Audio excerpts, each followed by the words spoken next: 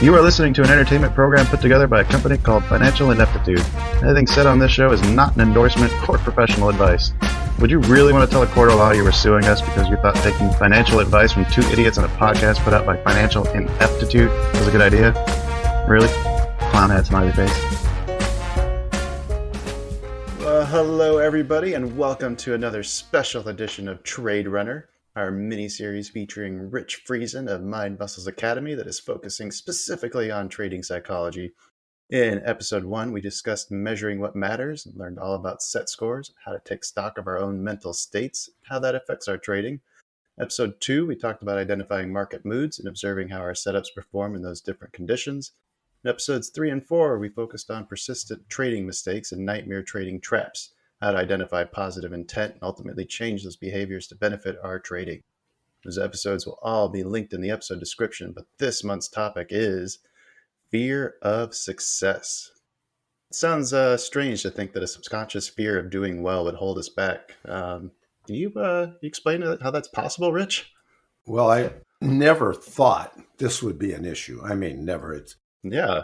I have not had one trader ever approach me and say, Rich, when I get my execution, my strategy honed, and I start making big money, I increase my size, I'm afraid I won't be able to handle success. No. Right? Believe it or not one client has ever come to me with that concern. Not surprised. But when I was building a trading firm, there were traders who were given the same opportunities, had the same methodologies, traded on the same floor, traded in similar pits, and some of them became, I'd say a third of them became very successful. A third of them, well, they did okay. They were all right. Mm-hmm. But a third of them, they just couldn't make it. They just couldn't be profitable. And it turns out that each one of them had an issue around being successful. Wow. Okay, I'm looking forward to diving into seeing exactly what is holding us back. Before we dive into the conversation, though, let's just take a quick moment to remind everybody if they have any comments or anything they want to share with us, they feel free to send that to our email at twobulls@financialineptitude.com or any one of the social channels that we have. And then, Rich, you said that you had some special news to share with us, too. Give you a moment to let everyone hear that. Oh, see, the news, I've got my audio version of the book, Private Conversation with Money out. Woo. And also, I've got, for the listeners, we've got Fear of Success. And I was going through some guided visualizations this morning that really hit on that and invite you in a very relaxed, hypnotic kind of mode to step into success. And so I put together a package this morning. And if they go to conversations.money/2bulls, we're going to have a special deal so they can have all the guided visualizations. No, that sounds awesome. Is that like the stepping into your perfect house, into your trading room? That is one of them for sure. I remember that one. The feeling of touching that doorknob. Oh, yeah. Oh, my gosh. Just, I want you to notice that Kyle remembered that and it stuck. And that's because the way we did it is, that touching that doorknob became a symbol for stepping into a more powerful trading mindset. Oh, my wife has a bunch of old doorknobs that she put together on like a picture frame to make like a kind of old rustic decor. I wonder if I can steal that and put that on my desk just so I can physically touch the doorknob before I start my day. Oh, boy. Having what you're bringing up is having a physical movement, a touch to bring you back to a state that you've created in your mind. Boy, that can be really powerful. We call it an anchor. Right. Oh, okay. Nice. Yeah, I think we did a guided visualization. Oh man, this is probably a year and a half or so ago, and I still remember the one that you gave me during that. I think it was a spot on my finger, between my finger and my thumb, that I rub. Ah, I still use that. Excellent. All right, well, let's get into it then. Okay, what I'd like to start with is a quote by Marianne Williamson. It's a famous quote, but it is so well said that I think it's worth repeating again. Hmm. And what she said is, quote, our deepest fear is not that we are inadequate. Our deepest fear is that we are powerful beyond measure. It is our light, not our darkness, that most frightens us. We ask ourselves, who am I to be brilliant, gorgeous, talented, and famous? Actually, who are you not to be? You are a child of God. Your playing small does not serve the world. There is nothing enlightened about shrinking so that other people won't feel insecure around you. We are all meant to shine as children do. We were born to make manifest the glory of God that is within us. It's not just in some of us, it's in everyone. And as we let our own light shine, we unconsciously give other people permission to do the same. As we are liberated from our own fear, our presence automatically liberates others. The the fear of our light, not the darkness. Mhm. Like, what does that mean to you? Well, imagine just for a moment that you were well aware of market moods, you had strategies for each, you were able to, not perfectly, but good enough to be able to apply the right strategy. Your capital was growing, and soon you're trading 100 lots on the futures market, and money is just pouring in regularly. Hmm. What's going to happen to your friends, your community, your relationship with your wife? What's going to happen to your family? How is that going to change your image about yourself down to your core of your image? So, what I'm talking about here is being powerful when most of us have been shrinking, been protective. We've been using our survival mechanisms that we've used since childhood. And to all of a sudden be successful at trading and expect all that stuff to disappear? No. We carry that burden with us in the struggle because to step outside of that struggle, well, for example, one of my traders that I had Hmm. was struggling. And when under hypnosis, what came up was that he had come from a poverty background in West Virginia. I mean, real poverty, like, dirt floors and Oh, yeah. outhouses, and but everybody had a big family. There was cousins and uncles, and they'd get together. It was a huge community.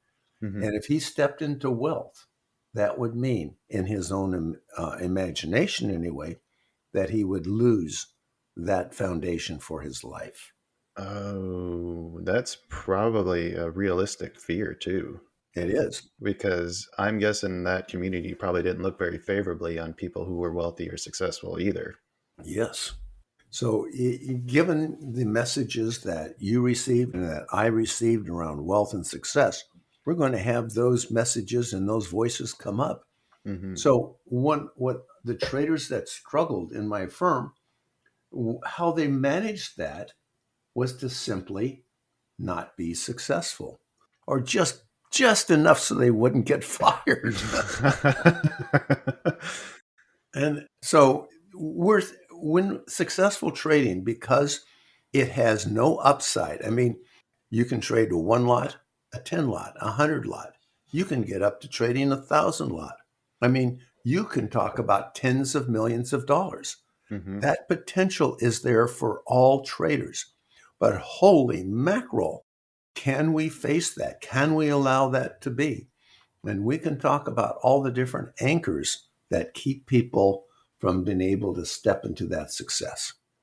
No, I think I found one of mine when we're talking pre-show, so I'm excited to dive into that and see how that ties in with this. Okay, go ahead. Oh, okay, we do it now.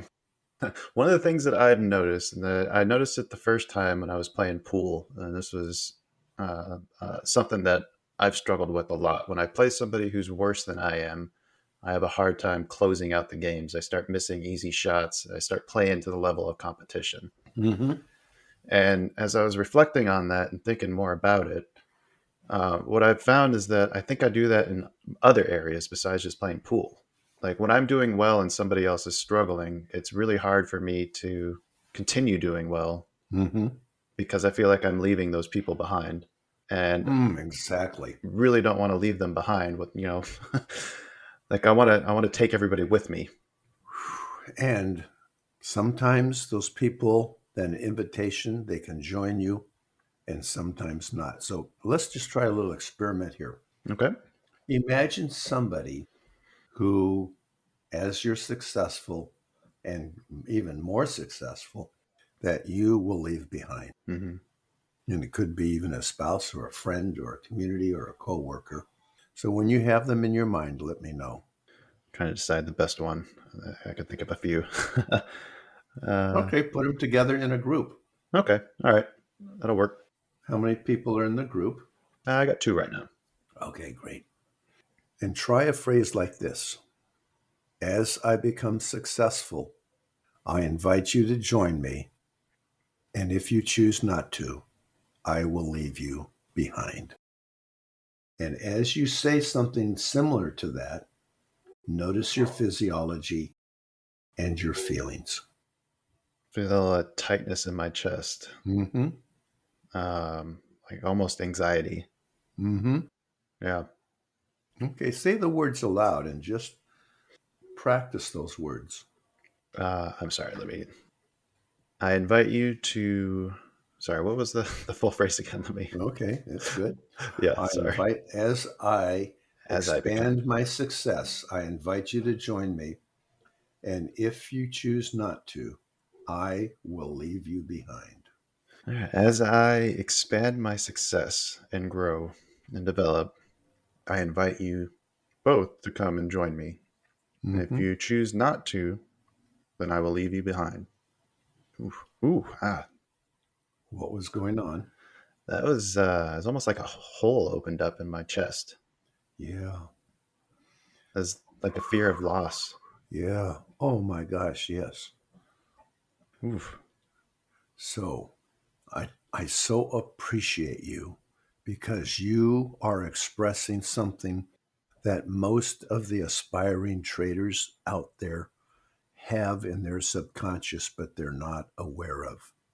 Mm, So, as long as that is there, that feeling in your chest, when you say it and you have that feeling, it is also there as you make successful trades. Just like when you played pool, mm-hmm. easy shots, you were didn't want to leave somebody behind.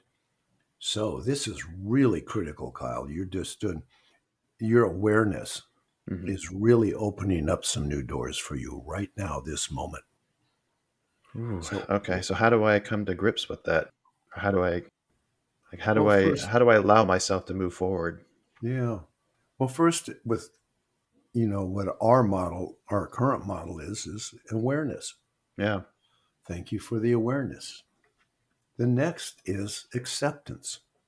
Well, I have these subconscious feelings, and my gosh, it's because I'm a nice guy. I want everybody to win. I want everyone to thrive around me. Mm-hmm. And if I thrive and they aren't, oh, it's better to hold back. It almost feels like I'm not doing my job. You're not doing your job. Say more. As it, the community that we've created, if I progress and everybody stays behind, then the whole premise of what I've been trying to do kind of starts to fall apart. Yeah. Oh my gosh. Can you imagine the burden that is on your trading, just like in the pool? That pool missing easy shots in Mm-hmm. trading. How many ways are there to give it back? There's a lot. Okay, I'm going to tell a short story on me, and one that I still have not emotionally resolved yet. Oh. I've said the words and said the words. I've said them, but I lied them. Mm. That's from Dr. Zeus. For those of you who have kids, will recognize that. That's a good quote too. Yeah. So I was I was on the board of directors of the Pacific Exchange and in charge of the new product development. Hmm. And I created an index, the Pacific PSE, the Pacific Technology Index. And there was no underlying futures market or stock. So you were trading it, you were really naked because you couldn't hedge. But I hedged with the Kansas City Value Line futures. That tells you how long ago this was. That was before the S&P or the Nasdaq futures. Oh, okay, okay. And so one of the nicest, sweetest guys on the floor. I mean, not a mean son of a bitch like some of them are. Sweetheart, just great guy, great husband. What he had been doing is just selling premium in the technology index, selling calls and puts. And then the decay every day, he was Hmm. making good money. And so that got to him, and he was, selling more and more. And then one day the market just took off and ripped, and I don't remember why. But I was watching the Kansas City Value Line futures, and they were getting way ahead of the cash. The cash prices were just so delayed with all the demand that the futures were more accurate. So Hmm. I kept raising the synthetic price on the technology index, which raised the price of the calls considerably. I raised the implied volatility, which raised the prices of everything. So he was short everything and Oh really no. started to get squeezed. And so this went on for a couple of hours, and the stress he had was just awful. And then I saw the Kansas City Value Line futures start to roll over. Hmm. And I knew, okay, this is it. This is the end. The problem I had was I had raised everything up. Everyone else was trading on the cash price. I was trading off of the differential between the cash and the futures. And Hmm. that means I moved the synthetic. It's complex. But anyway, I my problem was if I didn't move the synthetic down fast enough, arbitrageurs could come in and I would be, buying things at too high. But on the other hand, I had this guy who was just stressed. So what did I do? I raised the synthetic even higher, raised the implied volatility higher. And he says, I'm out. And I said, I'll take you out. And at those prices, I just cleaned his entire position. And he went off the floor, never to come back. Hmm. Now, I did this deliberately. Hmm. I could have let it ride. So I'm still, as I say this, there's still a part of me that twinges. But if you're going to be in the trading business, everyone is out to take your money.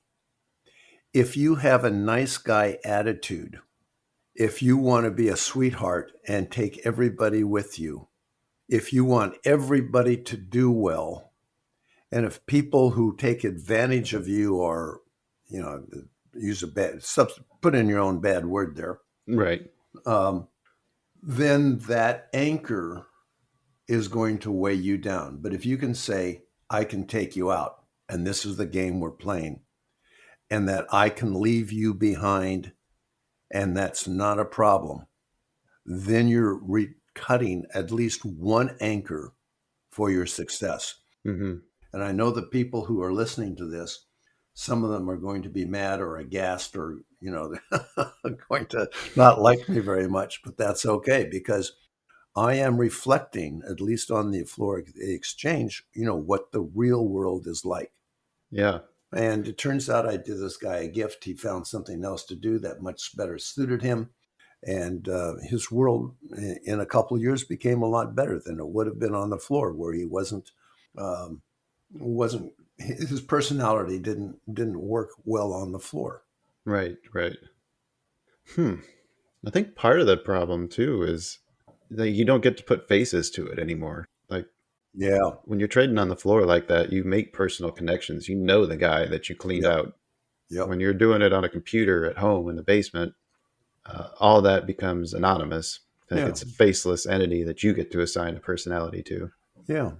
I've had clients though, and even changing 5 or 10 lots that isn't going to impact the market at all. It's Right. not going to impact anybody else personally unless you get a lot bigger. But he had the belief that if he that there was the markets were a one pie model. Then if he took a bigger piece, somebody else more deserving would get a smaller piece. And I know that sounds crazy, but that was a voice from his childhood that when we were under hypnosis came up. And Uh-huh. as a result, it sabotaged him over and over again. Interesting. I always have a habit. I'm thinking back to like since childhood when it Mm-hmm. comes to like sharing. You mentioned pie, so now I'm thinking of like dinner. Mm-hmm. I've always had a habit of letting everybody else eat first, so that way I can take whatever I want. Mm-hmm. Like I don't like to be the first to take a serving. I let everybody else get everything, then I can just heap on, as much as I want or as little as I want. Right. I wonder what the You don't impact. have to worry about conflict. Right. Hmm. It's interesting. Yeah. Yeah. What you're bringing up is so important that all these little things go into our decision process around trading. And that's why the mental game of trading is so important. If we have all of these little uh, lines, I think of Gulliver being tied down by the what really pulled him. It's Yeah. a line, maybe that's one image that a lot of us have, that we have these subconscious lines that prevent us from being aggressive and from winning. Mm-hmm. Um, I'm reading a book, if I can remember the title, The Dark Side, The Upside of the Dark Side. I think that's it. And what he talks about is that if you suppress all of the darker sides, anger, crushing your enemy, feeling victorious, for example, if you suppress those, then you're not going to have those available. Mm-hmm. So he talked about context. In what context do you want to have that joy of victory and be able to crush somebody? If you are a sports team and you rooting for Kansas City in the Super Bowl, my God, you could fully root for them. There was no question. You didn't have any restrictions on crushing the enemy. Right. Let me just rephrase that. So if you can take that same experience of being able to crush the enemy in a game, can we bring that to a game of life when it's appropriate? Can we bring our anger? Can we bring our willingness to win? Can we bring the ability to crush somebody? And can we do it without guilt in the real world? Right. Can we? Can we? Well, I think you can. I think so. I think so. But it all boils down to, I think the key is the context of it, right? Mm-hmm. Like when when the wife and I are playing a board game, I don't need to completely dominate her. Like the context is different in that situation. Let's not go there. Oh my gosh. Um, It's yeah. really funny though, because I've told her before, like I don't go easy on people either. Hmm. Like because I feel like that cheapens the victory. If you let somebody win, Yeah. you're taking away Oh the yeah. victory from them.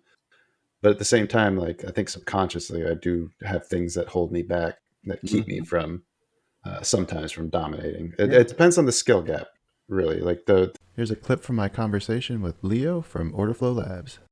And sometimes the best thing to do when you're not trading your A game Mm-hmm. is to just just shut it down for the day. It's such a hard thing to do, though, isn't it?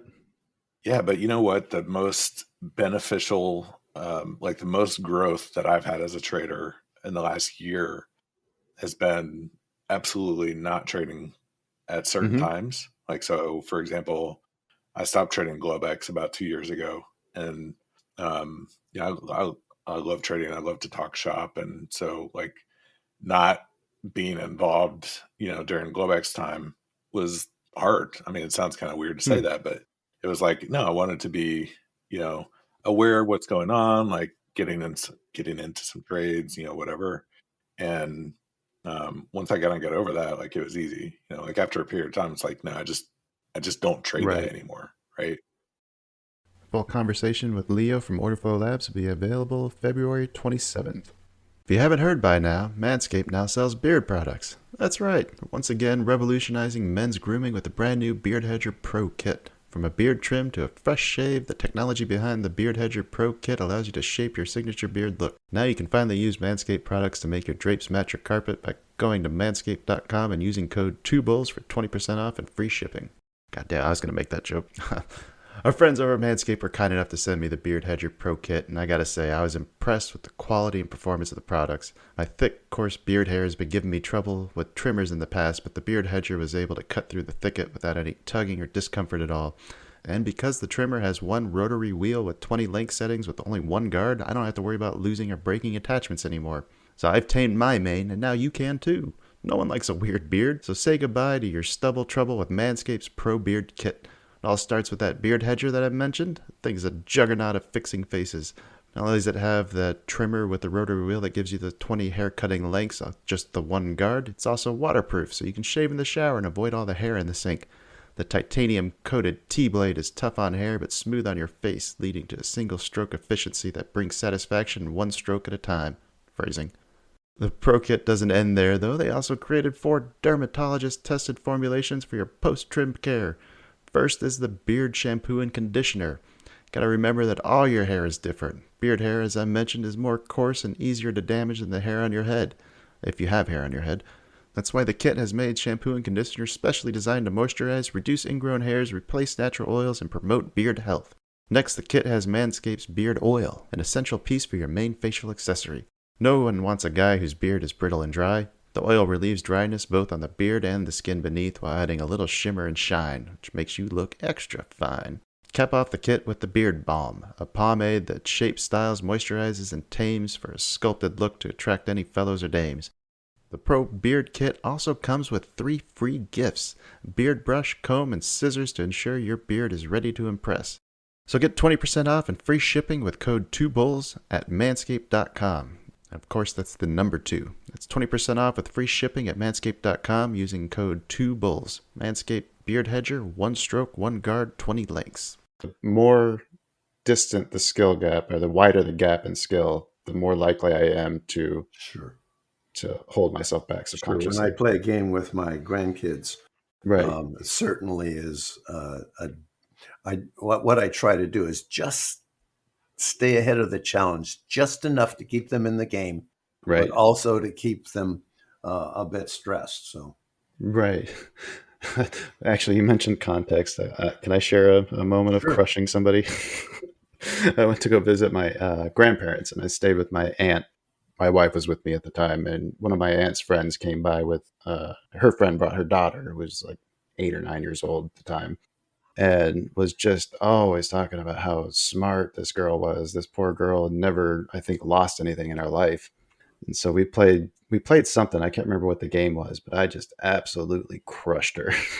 And I felt good about it because I felt like I was teaching her Yep.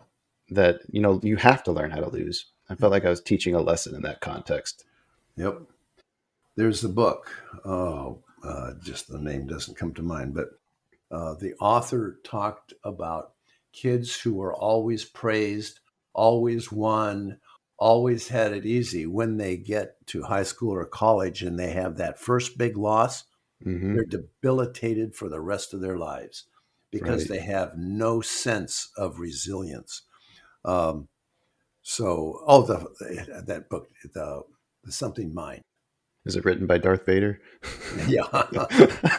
Um, having that early challenge. Hmm. Um, one of the problems that some traders have is that they see that trading isn't justified, that, Hmm. the money you make. So what I talk to them about is, what is the justification for making money as a trader? Well, everyone comes up with, we provide liquidity. And that's important. If there's no Hmm. liquidity, people don't invest, people don't move their money. And then there's price discovery. Why? Price discovery is important because Hmm. that tells you where the need is, what to develop, and what we're overrun with. So price discovery is important. So I grant all those things. Hmm. A way to think about it that I prefer is, let's say you looking at something, you're at support, you purchase even just a few contracts, and the market goes higher. What you've done is you've moved the market even a little bit towards value. Mm-hmm. Whether you're, on a 1 minute bar chart, or are trading for investments for weeks at a time. Either way, no matter what the time frame, you are moving the market towards value. And the market says, "Oh, Kyle, my goodness, you just moved the market towards value. Let me tell you how I appreciate it. I'm going to put some money into your account." Mm-hmm. So you're actually doing something in the moment. If, on the other hand, Kyle, you buy the support, but there's no real support there, it's just lines on a computer screen, and the market tanks, and the market says, Kyle, you gave the market bad information. You moved the market away from value, but that's okay because I'm just going to pay the you're just going to pay the bad information fee. Right. It's the tuition, I think, is what we always call it. You got to do that. And Yep. then the final way is, my goodness, market makers have been around since man has started. There's no other substitute for that. It just is the way the real world is. So play the game and don't even bother taking a justification. See, I think I would lean more to that side. Mm-hmm. Like for me, it's if you've put in a lot of effort and time and been on this journey of self-discovery, like you're getting paid, you're getting rewarded for the efforts and time that you spent. But I think we've talked about that in a previous episode. Mm-hmm. And I need to divorce myself from that idea, I think. Well, in the real world, effort Hmm. and time spent don't matter. Hmm. It's some guy comes in and in 2 weeks he's got it nailed. Some guy spends his life learning. Not much difference. Bring to the marketplace. Are you moving the market towards value or away from value? Hmm. That's it. Yep. I like that. I like that. So, if you were to start making $50,000 a month, what would change in your life? Uh, hmm. I have a lot more free time. Probably be some editors hired and some more less workload for running the podcast. Mm-hmm. Um, I think I'd have to worry about people wanting to borrow money Mm. if I was making that kind of money. Yeah. So let's just look into that. So Yeah. imagine, there are people in this world that are always looking to borrow money. Yep. I have some very close relatives that might be in that situation. Same. Yeah. So they come to you and say, "Hey, you're getting really successful. Hmm. Where's my Uh, taste? yeah, where's my taste?" Yeah. So what is your response? Typically, I just ignore them. Mm-hmm. Like, look, you're. Uh, try to say it without being callous, I guess. I think it Okay. depends on the situation, really. Oh, But, sure. Sure. but like, I've worked hard for this. This is mine to enjoy, and the people I choose to share it with. And I choose not to share it with you. Yeah, and I choose not to do it with you. It's hard to say that. Boy, isn't it though? Yes, that goes back to the first thing you had me say there. Yeah. I choose not to share it with you. Yeah. It stung a little less, though. Yeah. One way to talk about it is to say, yeah, I don't give personal loans, Yeah, yeah, period. I don't yep, give personal loans, period. Or, in that way, it's like a rock, No, I don't give personal loans. No no, reason. I If don't you want to give a affect our reason, personal relationship. yeah, got to be really careful about giving reasons. Hmm. Say if you say, I don't want to impact our personal relationship. Oh, this won't impact our personal relationship. Yes, it will. So you open things up. So Gotcha. if you just say, no, I don't give personal loans, period. Because you're not giving them any chance no Yeah, cracks to put their fingers in to start that's trying to right. And wedge it then open. work on your guilt and all that. Yeah, yeah. No, okay, So okay. if I sound like, It sounds callous. yeah, yeah, I'm between the story and this, I sound like an arrogant son of a bitch. And I think that in our culture, there's been God, I got to be really careful here so I don't get canceled. You wouldn't cancel me, would you, Kyle? You I wouldn't wouldn't. I don't Okay. think we're big enough to worry about that yet. Okay. So aggressive, winning, masculine behavior has been labeled, as a negative in some parts of our culture. Toxic. Yeah, Hmm. we're toxic.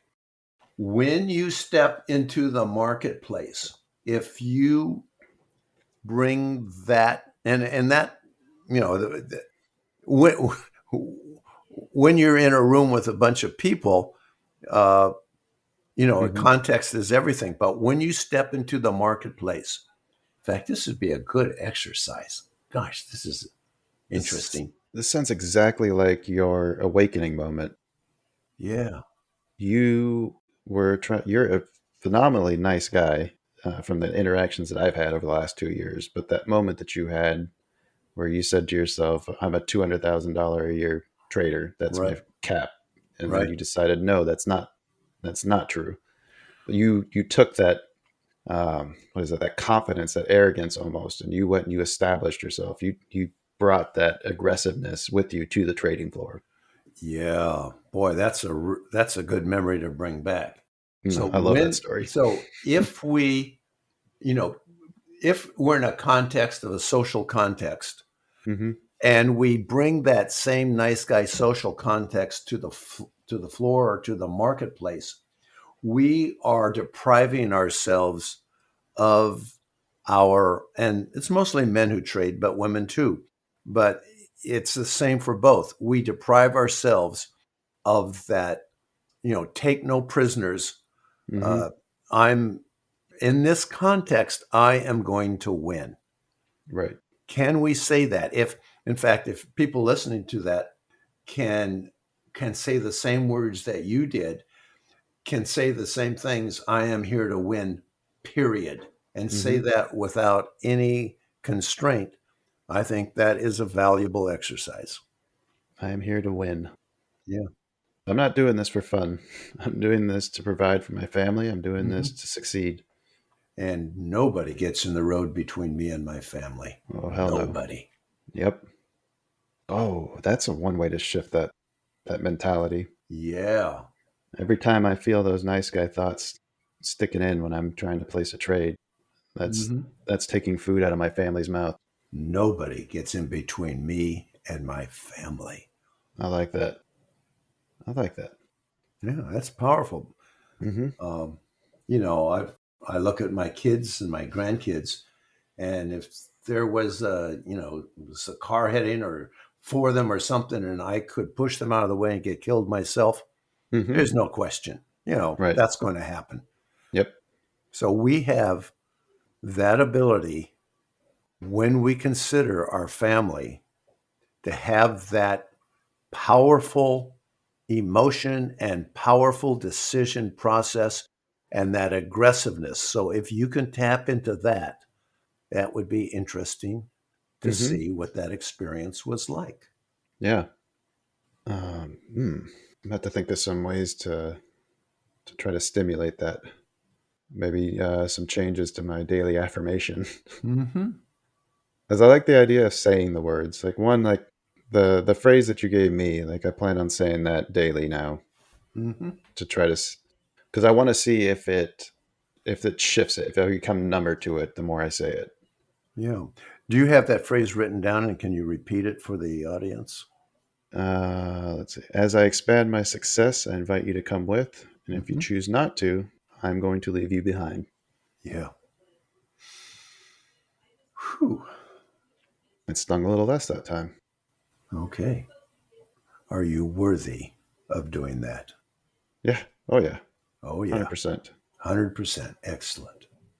So, for those who want to step into the master trader's mindset with the attitude that you are there to win, that there is no guilt, that you don't have to justify it to anyone, that if it changes your relationship to your community, your family, your relatives, your work people, if it changes all that, that you're willing to make that change. And so what we've done is, as I mentioned earlier at the start, is I've got a bunch of guided visualizations for traders. Mm-hmm. And as you mentioned, the trader's home, and there's and 4 or 5 other ones that are dedicated to certain issues that traders have. And I'm going to give half off if you just go to conversations.money/3 bulls. That's the number 3 bulls. It's That, 3 bowls now? well, 2 bulls. What did I say? 3 bulls. I thought you were trying to get yourself on the show permanently. Well, if I could, I would. The conversations with you are just so much fun. It doesn't feel like work or an effort. It just feels like talking to a really good friend. So thank you for that. Oh, good. That's one objective met. Yeah, this doesn't have to end whenever we're. I mean, we can always keep it going. Come up with some other ideas or concepts we want to explore. Yeah. So the next one is going to be our conversation with money. Mm-hmm. And we're going to talk about traders' relationship with money, because trading is all about money. And what if we have subconscious attitudes about money? And that's why I wrote the book, A Private Conversation with Money, so that we could get to the core of some of the issues that sabotage our trading. Mm-hmm. That was a phenomenal book too. And what was really interesting for me was to just have a different viewpoint. Like I never realized that people would have that much of an adversarial conflict Mm-hmm. with money. Like I think my struggle is on the other side of it. I love it too much. I'm like the smothering girlfriend who doesn't want to ever let it go out of sight. Hold it too tight, you know? The smothering girlfriend. Oh my Yeah. gosh. Yeah. Maybe that could be your second book, is the other point of view. Oh, that's funny. Well, we've kind of figured out a way to identify some of the things that maybe hold us back, and you've given us some exercises to kind of like to feel like how those affect us. But Mm-hmm. is it just the exercises themselves can help us get over that, or what else can we do to help accept those behaviors and not let them get in the way of our trading anymore?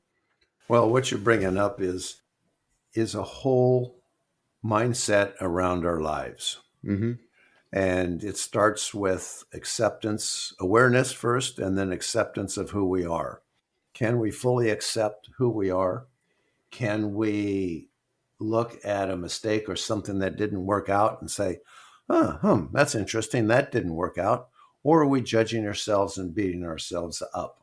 Mm-hmm. So the encouragement here is, in fact, I've had not just a few clients who, after our work together, stop trading and say, my life has changed and I no longer need trading to validate who I am. And I'm going to go off and do something that I really enjoy, because trading is just too stressful. And I have others who said, boy, this trading and getting my mindset changed not only helped my trading, but the relationship with my wife. Mm-hmm. So it's the deep. Trading is one of the most challenging things that you can do. And as you work through that, you are also working through just how you want to live in the world and how you can make your life better. Trading is one of the biggest self-discovery journeys I've ever been on, and I had Oh, yeah. no idea that that was going to be the case. I thought it was just going to be studying charts and learning patterns. Like I didn't realize how much of myself was interfering. Mm-hmm. Yes, indeed. And that's where I live and breathe. And let's keep the journey going. Let's do that. Yeah. Yeah. Um, before we wrap up, we've got a few more minutes here. I think I'd like to just kind of talk a little bit about the journey that I've been on throughout the course of this series. Yes. One of the things that I had struggled with up until we had started this was the P&L. The P&L was always a reflection of, it was like the scorecard. Mm-hmm. When the P&L is red, then I did poorly. When the P&L is green, then I did good. Mm-hmm. And I think I'm finally seeing the results of shifting that mentality away to the process.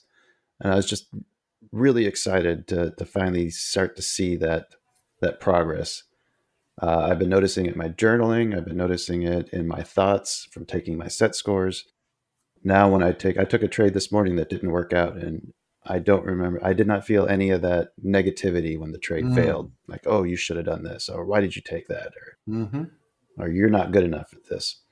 No, it was, well, this had a high probability of success. It didn't work my way this time. We'll wait for a better opportunity. Oh, that transformation from outcome to process is just so fundamental. Mm-hmm. And once you do that and step into process, then you stick your head up every now and then, say, okay, what's the outcome? Is the Mm-hmm. process working? Okay, then I go back to just process. And what that does is it eliminates that pain of loss. We have the lucrative and lousy trade concept where all lucrative trades that are in a system that have potential over the large sample size, those are lucrative. And we can even, with some history, define what the P&L is of every trade, whether it makes money or not, because we know that executing that is going to make so much money per trade. And as a result, then every trade we make is lucrative, and that eliminates the pain that our brain squirts us with every time we take a P&L loss. Mm-hmm. Having having a spreadsheet that has lots of green on it just feels so good, doesn't it? Yeah, Kyle is referring to our mind metrics, where you have all of the behaviors that feel better and get you to your goals, and then you just mark them down on a trade by trade or daily basis, and you can just see that green growing. And what you say is so important. It feels good because behavioral changes out of willpower and discipline and force, that's a struggle. But Mm-hmm. what if, just imagine, what if you see that green growing and it feels so good that you step into the new behaviors that not only get you to your goals, honor your values, but feel good at the same time, leaving that discipline and willpower and trying behind. Mm-hmm. Well said, Rich. Well said. Ah, yeah, I always feel so good whenever we talk. Me too. All right. Well, do we have anything else to cover before we wrap up then? No, not just conversations.money/two bolt. I might leave that in Yeah. just because I like the Yeah. joke. and and there will be an offer there for our guided visualizations, which I'm pretty excited about, and I think that can really be a game changer. How can we define today's this episode's homework? Homework today is noticing, or is saying, okay, this is it. The Mm-hmm. phrase that you just repeated, say that and notice the physiological experience in your face, your chest, your stomach. Notice the emotional impact of that phrase and the physiology, the emotions, and the thought process that you go to through when you say that phrase. So that's the homework, is to practice that phrase and to notice, just notice, no judgment, don't need to change anything, just notice. Just notice. And then if you have another, because I mean that's my hang up too. Like if you have something else that is your fear of success, then I would say try that. Try Mhm. modifying the phrase to personalize it. Absolutely. All right. Well, sounds fantastic. Easy homework this week. It sounds like it, but it's not. it's it kind of stings a little bit the first few times you do it. Indeed. Sadly, folks, we've come to the end of our time with Rich, but there's no need to be sad because we've got an amazing backlog of episodes that we've done in the past with Rich that you can check out. You can visit mindmusclesfortraders.com, or you can use the special link that Rich provided for us, conversations.money/2bulls. And there's also his book, A Private Conversation with Money, that pairs very nicely with today's discussion. And you might want to get your hands on a copy before we talk about it next month. I'd like to thank everybody for sticking around to the end. And on behalf of all the listeners, I'd like to extend a heartfelt thanks to Rich for carving out the time to lead this mini-series. Be back in your ears soon with another exciting episode. But until then, smash that 5-star rating and take care.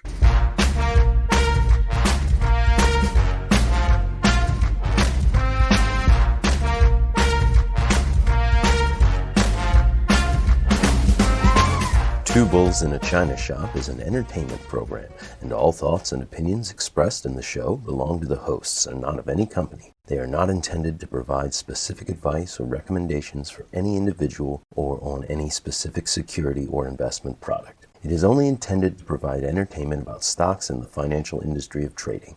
If you make trades based on what you hear in this show, you assume all risks for those trades.